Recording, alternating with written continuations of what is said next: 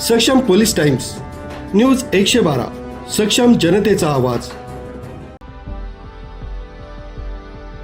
Police आयुक्त संदीप कर्णिक यांनी गुंडाविरोधी पथकाला नाशिक शहरातील अवैध शस्त्रे बाळगणारे विक्री करणाऱ्या इसमांवर लक्ष ठेवून कारवाई करण्याबाबत आदेशित केलं होतं। त्या अनुषंगाने किरण कुमार चव्हाण पोलीस उपायुक्त गुन्हे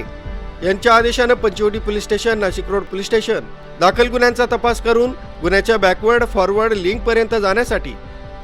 या दोन्ही गुन्ह्यांचा तपास गुंडाविरोधी पथकाकडे वर्ग करण्यात आला होता। गुन्ह्याच्या तपासाबाबत सहाय्यक पोलीस आयुक्त संदीप पिटके यांच्या मार्गदर्शनाखाली पंचवटी पोलीस स्टेशन दाखल गुन्ह्याच्या तपासात जामिनावर असलेला आरोपी कुणाल महेंद्र चव्हाण राहणार पंचवटी नाशिक याच्या चौकशीत त्यानं गावठी कट्टा भावेश जोशी राहणार धुळे याच्याकडून विकत घेतल्याची माहिती दिल्यानं भावेश जोशी वय 26 वर्ष राहणार आडगाव नाशिक याला ताब्यात घेतला असता त्याच्याकडून 2 गावठी कट्टे तसंच 2 जिवंत काडतुसं जप्त करण्यात आली आहेत। तसंच नाशिक रोड पोलीस स्टेशन इथं दाखल गुन्ह्याच्या तपासात जामिनावर असलेला आरोपी आदिल जमील सय्यद राहणार नाशिक रोड याच्या चौकशीत त्यानं गावठी कट्टा विविध गुन्ह्यातील फरार आरोपी प्रथमेश उर्फ मोठ्या कसबे याच्याकडून विकत घेतल्याची माहिती दिल्यानं प्रथमेश उर्फ मोठ्या नेल्सन कसबे वय 27 वर्ष राहणार पवारवाडी नाशिक रोड यास ताब्यात घेतला असता त्याच्याकडून 1 गावठी कट्टा 1 जिवंत काडतूस जप्त करण्यात आले। या दोन्ही गुन्ह्यातील अटक आरोपी भावेश मिलिंद जोशी प्रथमेश उर्फ मोठ्या नेल्सन कसबे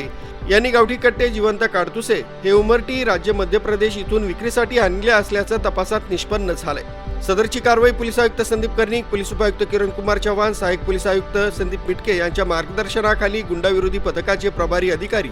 पोलीस उपनिरीक्षक संदीप पवार, पोलीस हवालदार विजय सूर्यवंशी, प्रदीप ठाकरे, सुनील आडके, पोलीस अंमलदार अक्षय गांगुडे, गणेश भागवत, राजेश राठोड, कल्पेश जाधव, घनश्याम महाले,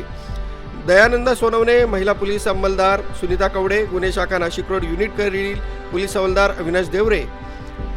मंगेश झकजाप, विशाल कुवर, अजय देशमुख यांनी कामगिरी पार पाडली।